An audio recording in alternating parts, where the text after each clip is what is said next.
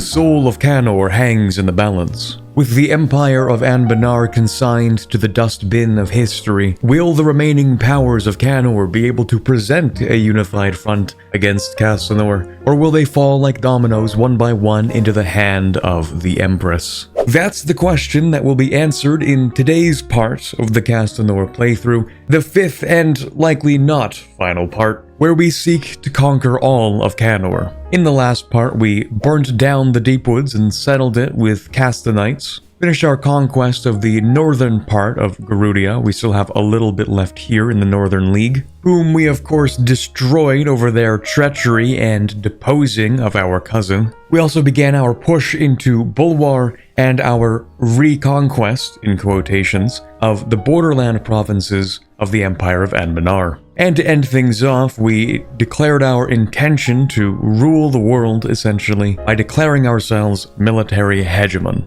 To start off with today, we're going to give ourselves a brief respite from our previous wars. Ooh, powerful mage heir, alright. Just another one added to the list. 243 leaves something to be desired, but we can work with this. As is tradition, he will be named Akramar, and he's going to gain 1 admin, since for whatever reason the 50% chance never actually fires. It took some time, but I was eventually able to build 40 regimental camps and develop these areas enough. Both western and southern Castanor have large stretches of fertile land, which if developed properly could feed an empire. If only we could reorganize the method of food production, scale the farming beyond its feudal origins. So for the next 20 years we get 10% morale of armies, and all of our provinces and subject-owned provinces get minus 15% local construction cost and time, and minus 10% dev cost for the next 10 years. We've also reformed our tax system, centralizing and streamlining the process to more effectively root out tax evasion.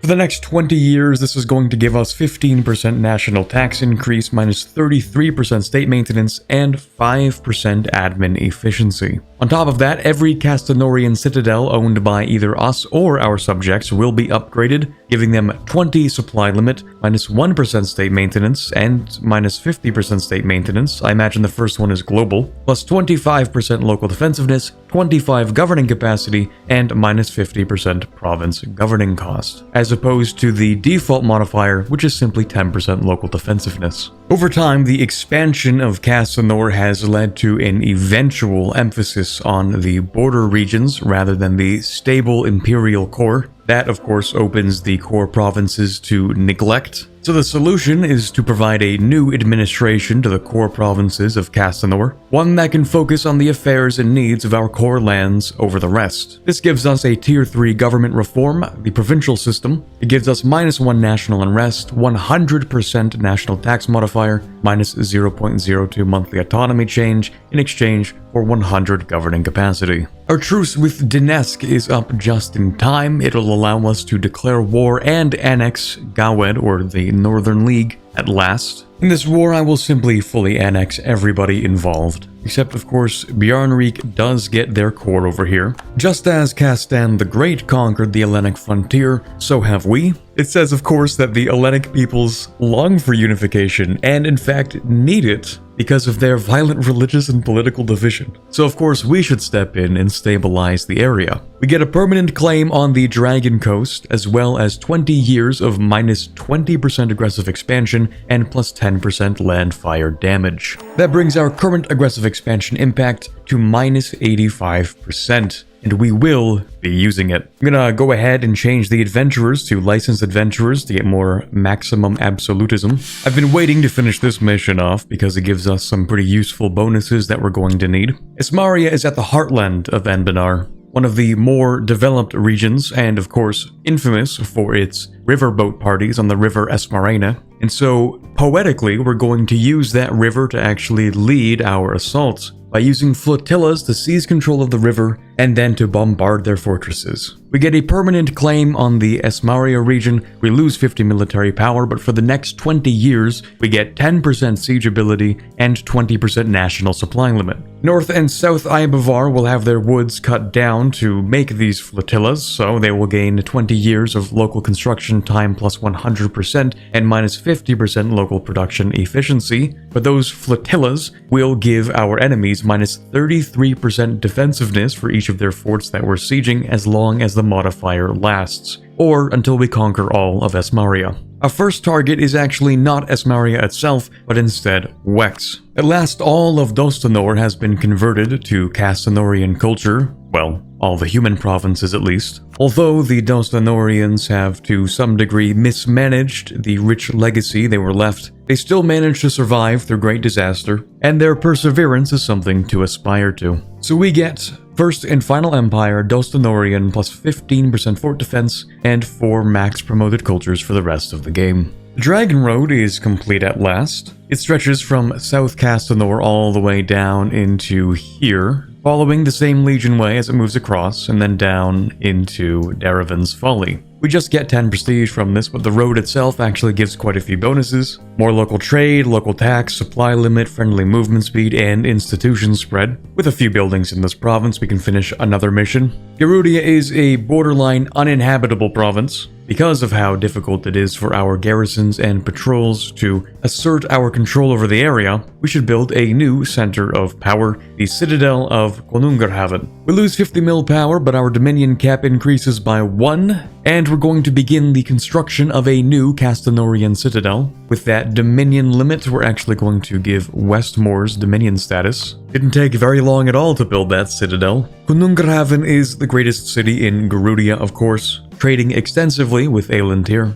With so many merits, how could we not honor Konungarhaven by rebuilding it in our image? And so the Cold Gate Citadel, Bal Eldisgat, is built. Of course, it becomes a Castanorian citadel. We get the option to build a continuous legionway from Balvorin to the citadel. Now, this may seem harsh, but I can't exactly allow Wex to rally the rest of the former empire together. They are, after all, the strongest power in the region. Well, you could argue Vern is quite strong, but that's not the point. For the low cost of 73 aggressive expansion, we will fully annex them and Estalin. But before we do that, I think I want to build up a few more admin points just to make sure we can core everything at once. Okay, perfect. Oh, okay, if I try to integrate a dominion, it gives me minus 10% admin efficiency for 10 years. That is quite drastic. Okay, maybe not yet then. With our newly acquired access to much of Esmaria, it seems fitting for us to build yet another legion. The Esmaria Legion will be made up of a variety of races and cultures that now owe allegiance to Castanor. Old Passage becomes a new Castanorian Legion base, and we get to proclaim a new legion as well as getting a permanent claim on the West Dameshead. We'll create the Bridgeburners Legion. We've just finished coring all of our freshly conquered lands, but of course we still have more to do. From Welair, I'm just going to break an alliance and take one province. This should remove them from being the defender of the Revelian faith. And then of course we will simply annex all of this. And while those are coring, we're going to see what other small conquests we can pick up. So we'll just take all this stuff as well. There are a few more that we should be able to easily clean up,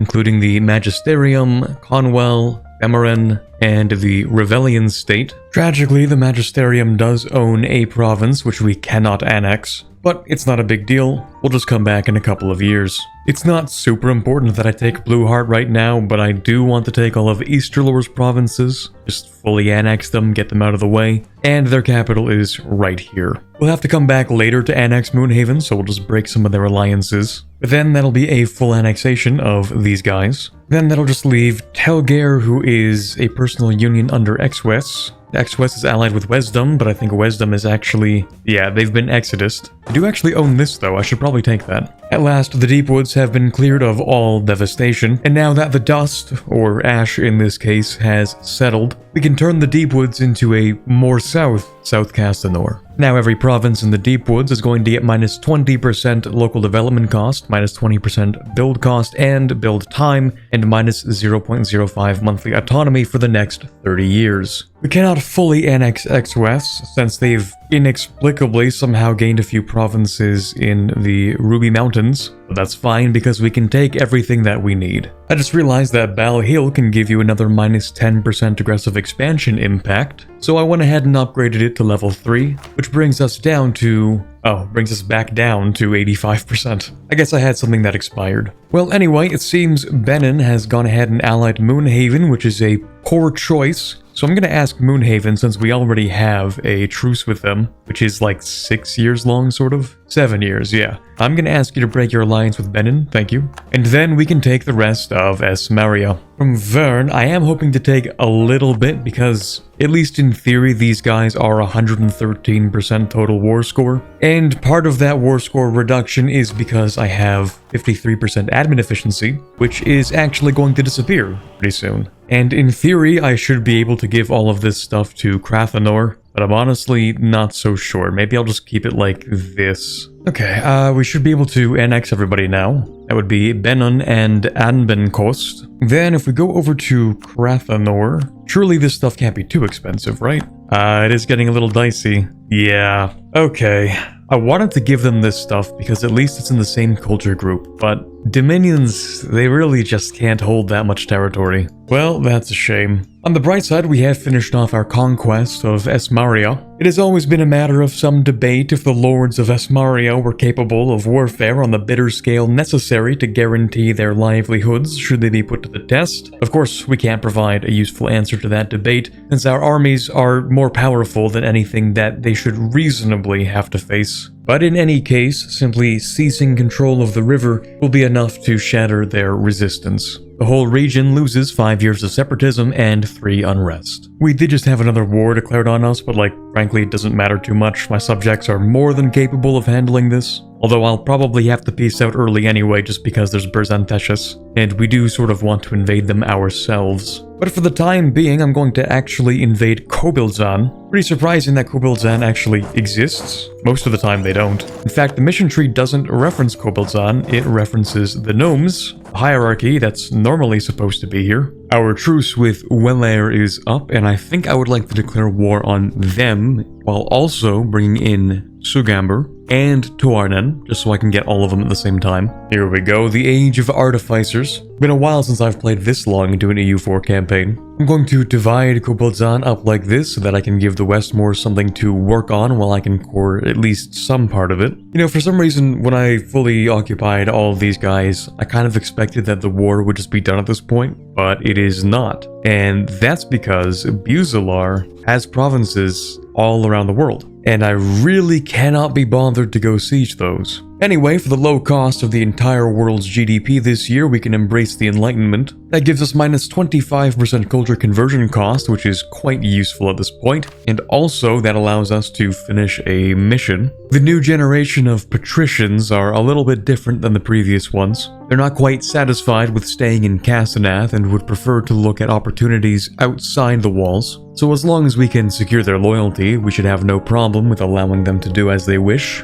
This gives us the Patrician Administration Edict, where each state it's applied to gives the Castonath patricians 0.1 additional influence. It also gives the provinces 33% local production efficiency, 50% trade power, and 10% culture conversion cost reduction. There we go, now we can actually finish this war off. It's only going to be around 422% overextension, not too bad. The funny part actually is that I completely forgot that the Magisterium existed on this island. They blended in quite well, and I kind of forgot this island existed. Anyway, I'm gonna see if I can actually hand over a few things to Vertesk. I imagine I can't hand over very much, but I'll do whatever I can to ease the burden off myself. Having rebuilt all of the important structures in Castonath and having way over 40 innovativeness at this point, we can finish this mission off. Castonath was built when human civilization was still in its infancy in Cannor, and despite its troubled history and the scars that mark its walls, it has stood for centuries, as it was designed to do.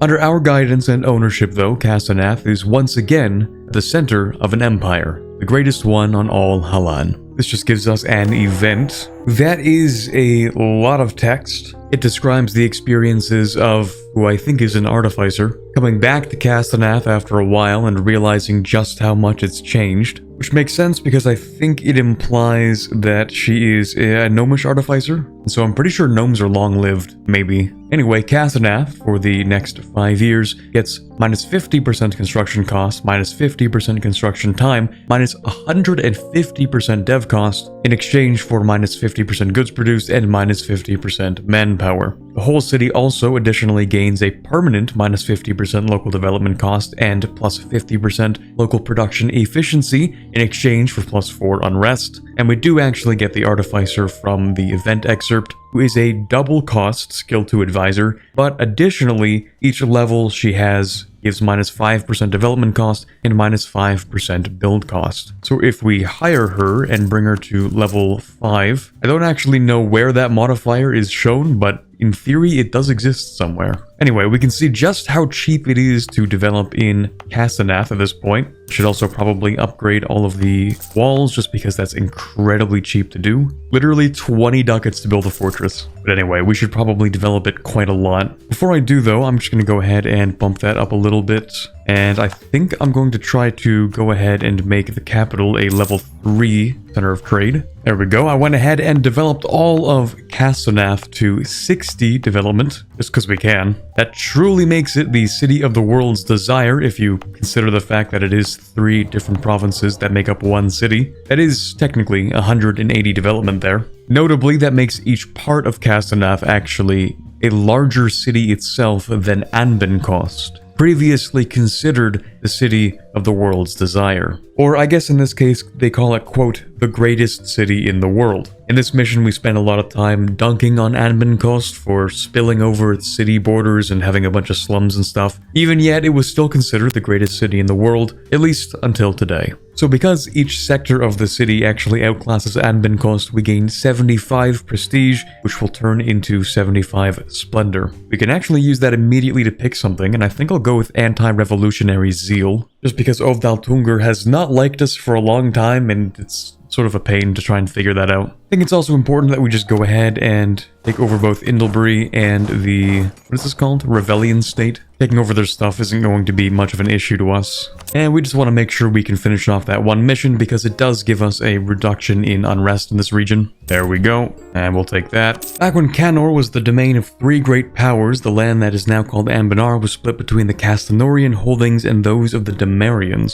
Okay, I actually don't know that history. Hold on. Oh, okay, so you had the Damarian Republic, which is like kind of up to here-ish, sort of. That's actually where we get East Damarian from. That makes sense. Oh, and of course, Damarian refers to, like, the Dameshead. Like, Damarian. Right, okay. And apparently the Third Empire was the gnomish hierarchy. What do you know? Anyway, the borders used to actually be under the control of Castanor, which is why I used the, quote, reconquest of this territory, even though we have absolutely no real claim to it. But in any case, we're going to reintegrate them so that they can recover their place as the borders of the Empire. And then, if I hadn't already gone ahead and conquered everything, we could have used that for a staging ground. Which I guess we are technically using because we will invade Busanor, who we do get a claim on. We also lose 5 years of separatism in the borders region and lose 3 unrest. Next, there are no more Knoll provinces in this area. That was already pretty much done, so we can finish this mission immediately. Much like the Harpies, the Knolls also have a habit of kidnapping innocent people, but in this case, the Knolls typically sell people into slavery or sacrifice them for rituals. So if you didn't know, and it's pretty important to learn about these guys. Okay, so these are the Dove-sworn Knolls, but they don't start Dove-sworn. They start off, I don't remember what they're called. Some kind of like hill Knoll that exists here. You can actually play as them at the start, and they might be getting a mission tree if they don't by the time this video is out. I don't quite remember. So funny enough, these Knolls are actually kind of cool, but we don't care. So we lose 100 military power, we get a large tolerance decrease of Knolls, and every Knoll province in the borders, Busalar and East Dameshead, become Coronite and gain 50 devastation. Those in the borders convert to Wexenard, those in East Dameshead convert to Varnman, those in Busanor convert to Busalari, and then we gain a little bit of money. Really not much. As for this mission, it's pretty easy because we just need to have 4 Castanorian dominions with at least 200 development each. Not much to say other than if we are complacent with our dominions as we continue to conquer, they will become unruly and restless. So the idea is to install our own nobles and patricians in their governance, and make sure that each one of our dominions has a loyal core. In practice, this upgrades our strong duchies into the nature of dominion, which increases the vassal force limit contribution and reduces the liberty desire in subjects by another 10%. Lastly, we've restored Balhill and taken it back from Wex. And despite their misuse of the citadel, the foundations remain as good as ever and can easily be rebuilt into its true purpose. So it gains 2 base manpower, 2 base production, gets renamed and becomes a Castanorian citadel. On top of that, it'll also allow us to build another legion way from Baldostan to Balhill, and if we would like to, from the Forlorn Vale to the Haverhill Divide. I think it would also be wise for us at this point to finally cut ties with Laurent. After all, even this mission just requires 1 province from them, and they're not going to give it to me. So they were useful to me, but unfortunately all good things do have to come to an end. Finally, we can enact our last reform, which will be political absolutism. At this point, it's not super important, but I will just go ahead and clean up these tags in the north. After all, they do hold a pretty decent portion of the trade power in this region, and I would like to eventually move my trade capital to Anbennost. But before I do that, I have to make sure my trade can actually get there. Okay. Yeah, no, we can do that. Sure. Oh no. Right, forgot this was a mechanic in the game. Honestly, the country is so big, I don't think it's going to make a huge difference. Probably won't be a revolution. Hopefully. I wasn't really interested in having New World colonies, but you know what? We might as well grab at least one. We have our 2 choices between either Moonhaven or Vern, and I think we're just gonna go with Moonhaven. They have no allies, they should be easy enough to invade. We can also establish a new legion in the border/Buzelar region. Fortunately for us, the former Empire of Anbenar already has quite a bit of infrastructure set up to support a new legion. So of course, this province becomes a new Castanorian legion base. We get a permanent claim on the East Dameshead region, which is what we're currently invading. And of course, we get to pick a new legion, which I think will be the Thundersworn. Mostly because the name sounds cool. Oh shoot. Well, I mean, he actually was pretty decent. That's unfortunate. Alright. On the downside, Moonhaven has a bunch of colonies in other places, which means that we can't actually full annex them. But on the bright side, we don't need that territory, and so it's not really a big deal. With Moonhaven dealt with, we'll also go after Vern. Oh, the Thundersworn Legion is cavalry. I guess that kind of makes sense. I think I expected, like, Thunder Mages or something. I don't know. I love fighting colonial powers. This has been really nice. Really cool. Anyway, Vern, we're going to ask for all of their mainland territories, just a couple of islands outside as well, and then hopefully their dominions decide to break free. Not that it matters, I just don't like them. Now, how much can I actually hand over to Castanor? I'm going to assume maybe 3 provinces on a good day. Surprisingly, it's not that bad. That's most of the culture group that I can give them. You know what, I'll be nice enough to give them all of their culture group, why not? I did core these, but I don't really care. At last, we have conquered the Dameshead, considered one of, if not the most important place in Halkan, which does kind of track if you can get all this money into Eberil and then straight into Anbennost. You do get pretty much infinite money since this is an end node. If the invasion goes well, as it has, then perhaps we should rename the crowns of old to Castans. Crowns, of course, being the name for ducats in Anbanar. Now, we lose 5 years of separatism and 3 unrest in the East Dameshead region. With all of Anbanar conquered, we have to turn our sights to the west, and our biggest single war of today's video against Laurent. They have a lot of colonies. They have a pretty sizable army, many colonies, support from Ravaria, Portnam, which doesn't really matter, the Vanbury Guild, and Eberil.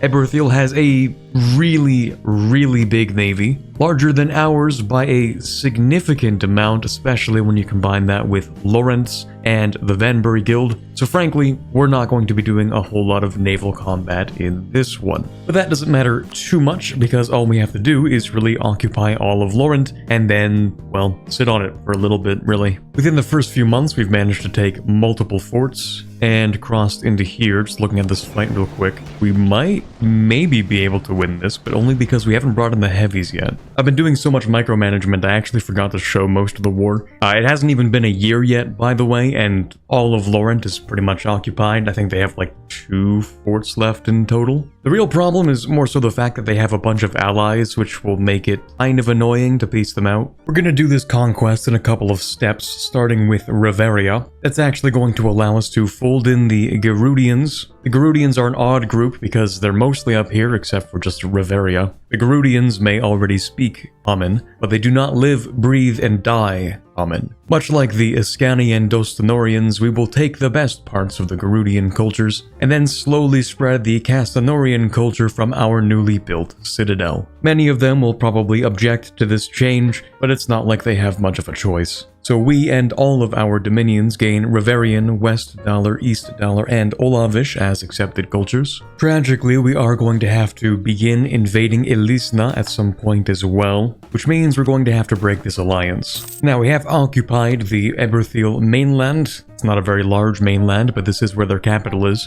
And for now, we're just going to ask them to break their alliance with Laurent and give me the rest of the isles in here. Might as well take these, and then we will be back soon enough. We're going to be waiting a little while yet for this war to complete, just because we have to wait for the Vanbury Guild to leave, and then for whatever maximum ticking war score we can get. So in the meantime, I think I'm going to want to begin invading Birzar Tanshes. We'll give all of this stuff to my subject Akat Bahar. The rest of this will go to me, of course. Now, the Vanbury Guild is willing to leave, thus giving us free reign in Laurent to do whatever we want. Of course, that means we're going to bring that to its natural conclusion and take all of this. It's really just a mere 683% overextension, but fortunately we don't have to core all of it. Now, what to do with all this territory? Well, I guess it would make most sense to actually start with the missions that we finished off here. Starting with Squash the Hierarchy. In the classical period of Castanor, the gnomish hierarchy served as a rival, although instead of directly fighting us, they decided to fund rebels in our lands, which did at some point succeed in creating the Damarian Republic, which served to also rival the gnomish hierarchy. But while the gnomes are still reeling from the Dragon Wake, we must strike and make sure they can never build their hierarchy ever again. Fortunately, we never actually had to worry about that, since the kobolds somehow managed to beat the gnomes. But in any case, we get the sack of nothing. Nimskad is the island over here, serving as the temporary capital, I think, of the gnomish hierarchy,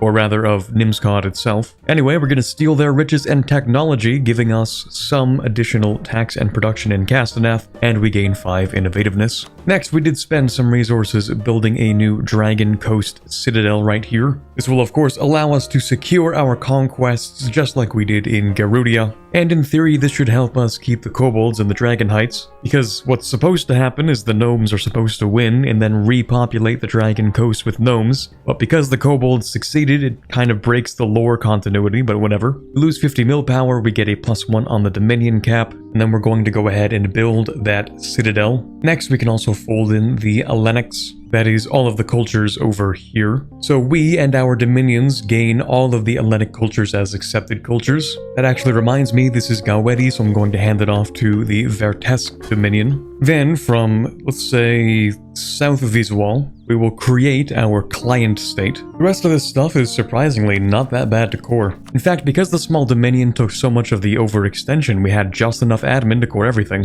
For us to finish off another mission, all we really have to do is build 5 supply depots in this area, and we do have 5 armies, so we can do that immediately. The idea is that the lands around here are not particularly well suited to stage an invasion from because they don't have a lot of supply, so in theory, building the supply hubs would have helped with that, but of course the supply problems were negligible, so it didn't really matter too much. Anyway, we do get 10% morale of armies, minus 10% land attrition, and 25% national supply limit modifier for the next 20 years, as well as a permanent claim on the small country region, which we actually just gave over to our dominion. Speaking of which, we now own all of it, which means we can finish this as well. Now that there's no chance that the hierarchy will come back, we shift our attention to the Damarian Republic, which I suppose also includes the Laurentish lands. That gives us a permanent claim on the Lencenor region, which of course would have made coring cheaper, I suppose. In any case, we now control Westport, Sorn Bay, and Wineport. That's going to allow us to build some enclaves for the patricians along the coast. As the colonies in Aelintir begin to flourish and trade between the new continents begins, it becomes even more important to ensure that we can receive this trade by building up these western ports. And of course, the most loyal Castanorian patricians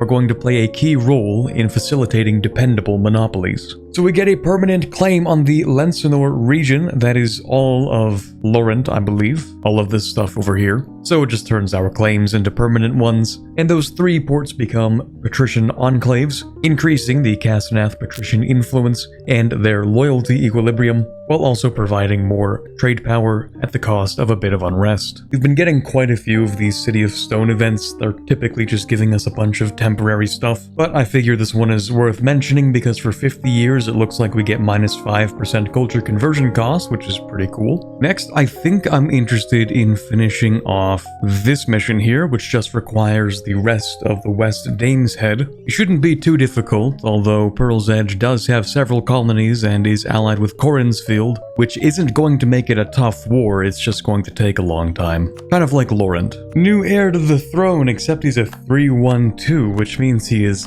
definitely not going to be the heir to the throne. Although, I mean, the Empress is 55. We might not have a choice at this point. While we're waiting, we might as well just grab the rest of X-West, assuming of course that's everything they own, which may or may not be true, we'll see. Bro, what on earth is this thing? Got some special ships over there in Pearl's Edge, I guess.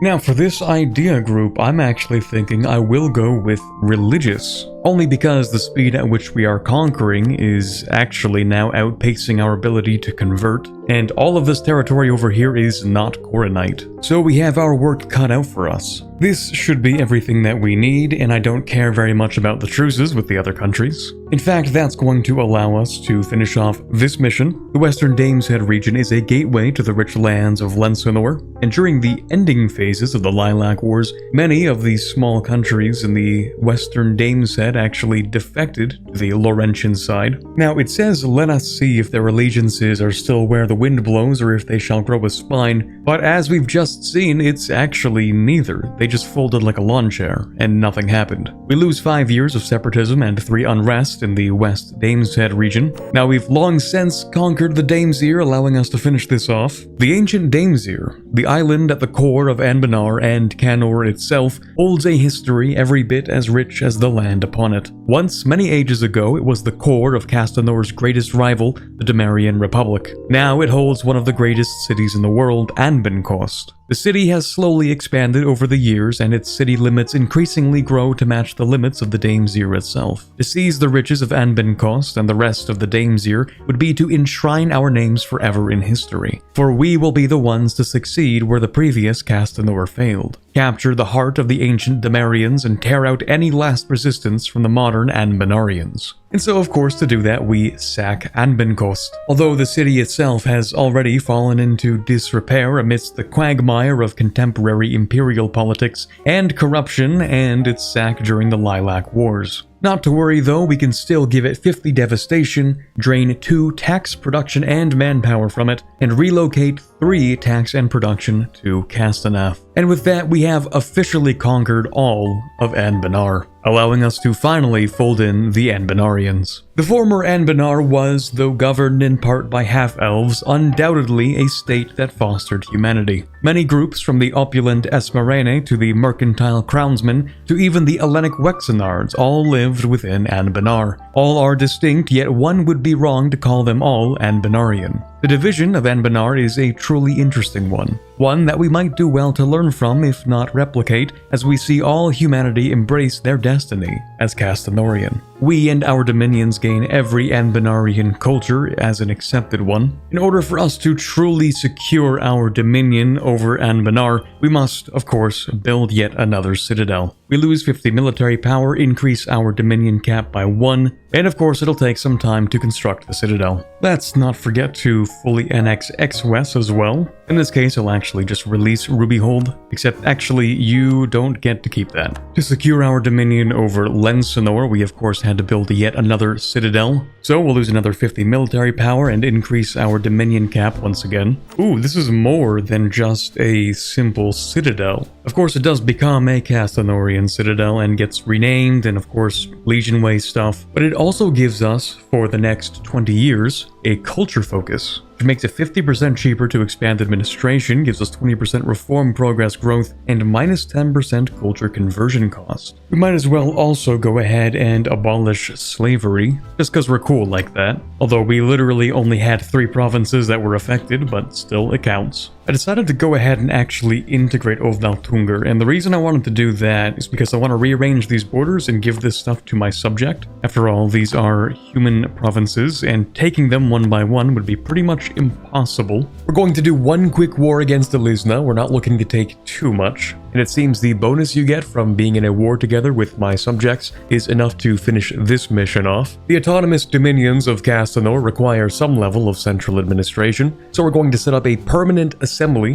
which will not only command their loyalty but address their needs and allow us to further integrate them into our revitalized empire. This gives us the Dominion Assembly Tier 6 government reform, making dominions cheaper to integrate while also giving us minus 20% Diplo annexation cost, minus 10% liberty desire in same continent subjects, and minus 5% loyalty, equilibrium, and influence for the nobility. We call together the Dominion Assembly and we can choose to tell them what to work on. I think we're going to ask them to work on administrative capabilities actually, because I do need my dominions to core faster. Fortunately, it looks like the forts of Elisna melt like butter with minus 94% defensiveness whenever we siege one, so this war should be over within literal months. Not to mention, it's pretty easy to wipe their armies too. Elisna should consider themselves lucky though, since I could conquer them on a whim if I so choose, but we're only going to take a few of the things that I need. Such is the infinite mercy of the Castan. For almost 4 centuries following the wars against the Gnolls, Bahar lay under the influence of Castanor, but in the millennia since, the arrival of the Sun Elves and more goblins in the area sparked a new era of human oppression. For far too long, the humans of Bahar have labored under the yoke of their opportunistic oppressors. We get our permanent claim on the Harpy Hills. And now that Bahar is Castanorian once again, we must rid the area of the Exodus goblins. It's interesting because it says all the goblin provinces are going to change to Coronite and change their culture to something regional. However, we do have an Exodus goblin province right here, but the area around it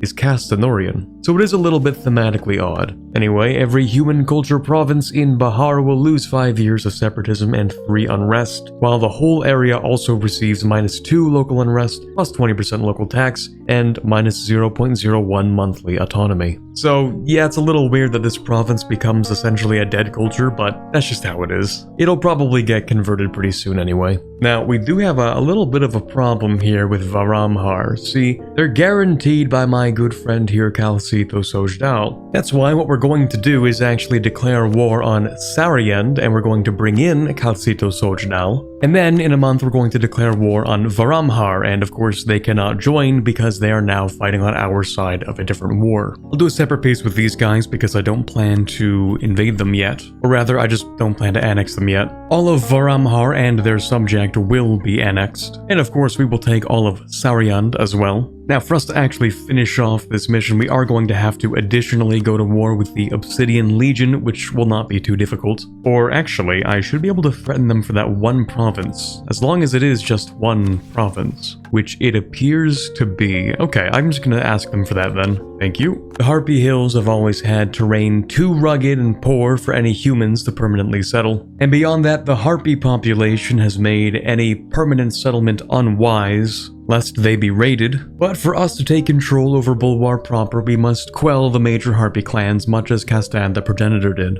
We will gain 10 prestige, which will turn into 10 splendor, and because we have built the Dragon Road, we will receive 20 years of 33% trade range, 20% caravan power, and minus 50% center of trade upgrade cost. As for this territory, I think what we're going to try and do is start off, well, I went ahead and decided to get rid of the temple in here and expand the administration, or rather the infrastructure, so that I could build another building in here. In theory, that should continue working even if we create a subject in here. Since, of course, we have a direct pathway through here, we can create client states, no problem. First, I will hand over some additional territory to our subject here. I can't really find any good names for what this area was called when it was ruled by Castanor. We don't have anything like Dostanor for this region, or like Vorenmarch, or Vertesk. Those special names, really. So we'll go with something generic like Bulwari Dominion. Of course, we will actually turn them into a proper Dominion. I was also thinking I'll probably set up another Dominion over here in the Forbidden Plains. Not that it'll necessarily be very large, nor do we actually need to conquer this area. It just feels like it makes sense. Even if the more civilized of the Harpy clans have submitted to our rule, for us to truly cement our power in Bulwar, or in the Harpy Hills specifically,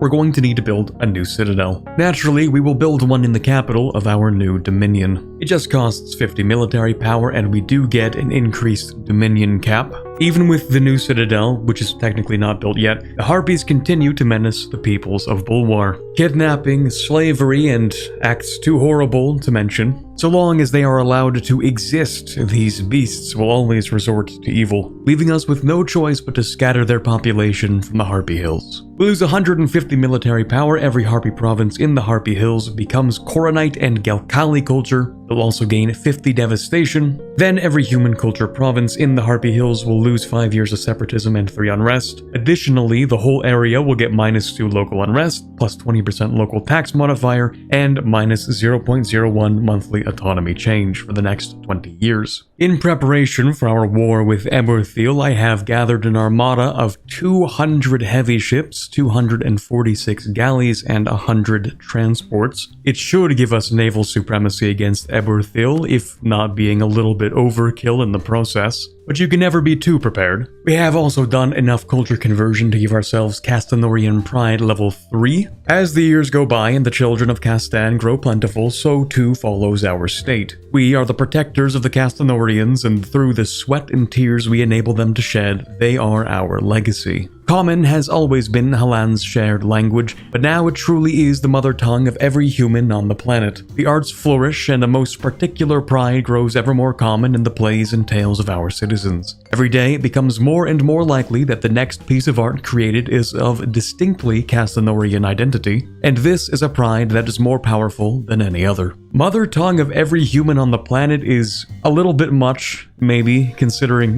we have all of Calcito Sojdal, and all of these humans, and all of these humans over here, and of course, the entirety of Sarhal. We get another 5% province war score cost, 2.5% admin efficiency, 5% liberty desire in same continent subjects, another 5 vassalization acceptance, and another 10% culture conversion time reduction. Next, we're going to need 7,500 development to be Castanorian, which seems like a tall order, but actually is not too difficult considering if we decide to integrate Castanor, that should give us at least another 1,000 right off the bat. Our new citadel has been constructed in Galkalis. You know what, if it's going to be called Balhefun, and we have Baldostan over here, maybe I'll rename this. Oh, never mind, okay. They're not actually a client state anymore, so I can't do that. Oh well. Now, Arg-Ordstan, we actually do want to conquer at some point, so for the time being, you're actually guaranteeing them. That sucks. Okay, well, we're gonna break the alliance that they have, which they actually don't have anymore, never mind. I could actually vassalize them, but I'm sure they hate me. Yeah.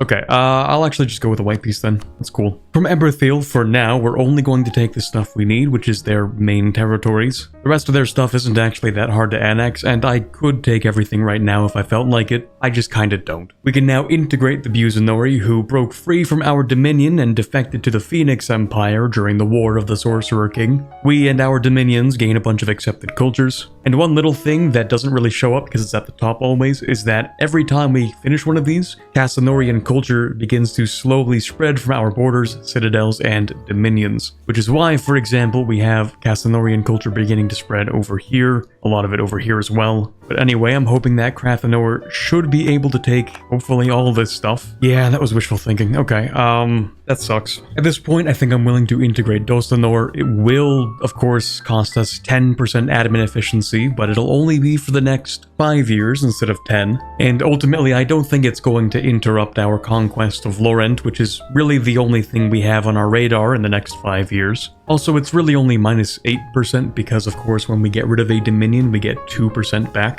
Having built a few forts in the area, we have secured the passes. For us to strike directly into Bulwar, we must ensure that our flanks are fully protected and reinforced. This will of course also make the region safe for our merchants. So for the next 40 years, because we have built the Dragon Road, we will get 20% trade efficiency plus 1 merchant and 20% global trade power. That mission was also a prerequisite for us to begin our proper conquest of Bulwar. This of course requires us to build a proper navy, and I'd say we have definitely done that. We get a permanent claim on Bulwar proper, and 20 years of 20% morale of navies, 20% movement speed on and off ships, and minus 20% naval barrage cost. The patricians maintain long-standing trade connections with many Bulwari merchants, and we can use those to smuggle in some of our own agents. By placing merchants in both Brissan and Bulwar, we have done just that. Now, honestly, the effects are not that crazy. It decreases the trade efficiency for a few countries, lifts the fog of war from some of them for 6 months, which ultimately does not matter,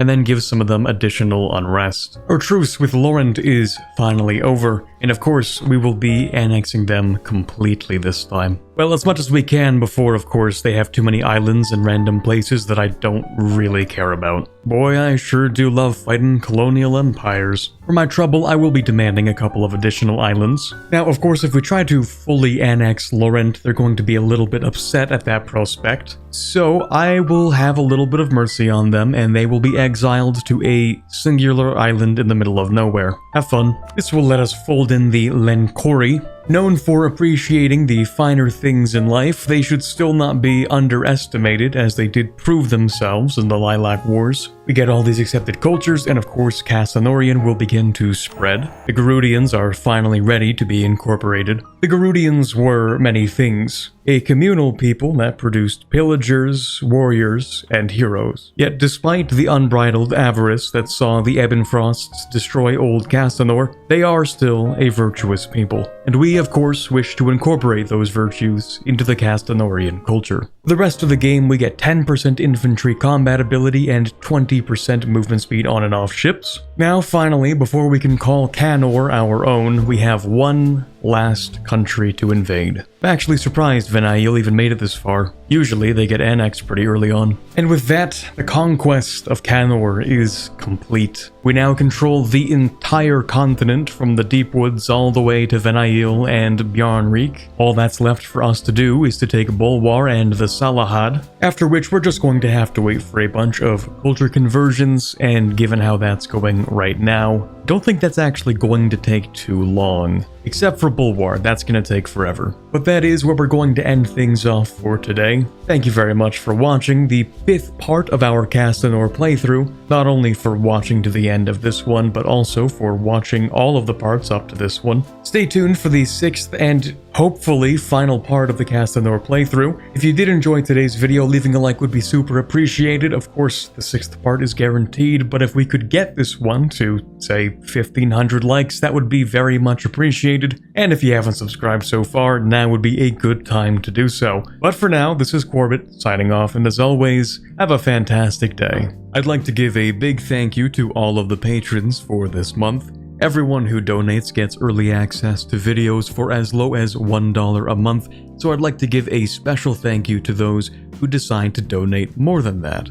So thank you Erica, Baby Cal, Born to Dunk, Gallo4, Lekebecker, Mikhail Sample, Nick Steffel, Princess Rhea, Q-Brute, AG Forero, Ben Mottram, Quiet Guy, Rosset, Torvalv, Ambient Cyan, Elysia Tatz, James Levy, Luke78776, Stalin DLRP, and Robert.